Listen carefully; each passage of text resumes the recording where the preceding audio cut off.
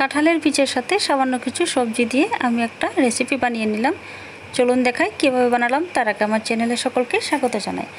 আমি এখানে কিছু কাঁকরোল, লচ্ছই, আলু আর কাঁঠালের বীজ ছিলকে ছাড়িয়ে নিয়ে নিয়েছি কেটে। এরপর এখানে একটা কড়াই গরম করে এর মধ্যে সামান্য একটু সর্ষের তেল দিয়ে দিলাম।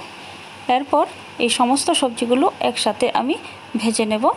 ভেজে নেওয়ার সময় আমি এর মধ্যে কাঁচা লঙ্কা আর দিয়ে দিলাম পরিমাণ মতো লবণ। দিয়ে আমি লবণটাকে একটু সবজিগুলোর গায়ে মিশিয়ে দিলাম।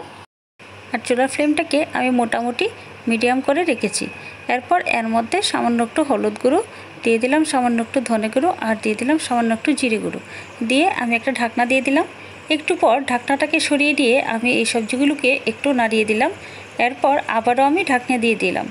এভাবে একটু পর পর নেড়ে দেব যতক্ষণ না পর্যন্ত কাঁঠালের বীজটা সেদ্ধ হয়ে যাচ্ছে। ততক্ষণ এভাবে আমি ঢাকনা দিয়ে সেদ্ধ করে নেব।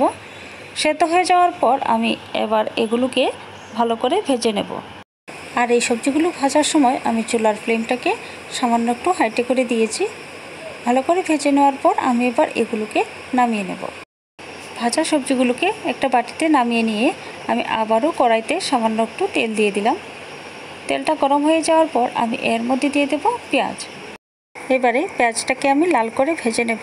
আমি খুব বেশি একটা লাল করব না, সামান্য একটু লাল করে ভেজে নিয়ে আমি এর মধ্যে দিয়ে দেব সামান্য একটু লঙ্কা গুঁড়ো। লঙ্কা গুঁড়োটা দেওয়ার পর লঙ্কা গুঁড়োটাকে সামান্য একটু ভেজে নিয়ে আমি এর মধ্যে দিয়ে দেব ভেজে রাখা সবজিগুলো দিয়ে আমি সামান্য একটু ভেজে নেব। আপনারা অবশ্যই বাড়িতে এভাবে কাঁঠালের বীজ দিয়ে সবজি ফ্রাই করে খেয়ে দেখবেন, খুবই দারুণ লাগে খেতে। আজকের রেসিপিটি যদি আপনাদের কাছে ভালো লাগে থাকে তাহলে অবশ্যই একটা লাইক এবং কমেন্ট করে দেবেন। আমি সবজিগুলোকে আরও 1 মিনিটের মতো ভেজে নিয়ে আমি সবজিগুলোকে নামিয়ে নিলাম। ভিডিওটি দেখার জন্য অনেক অনেক ধন্যবাদ।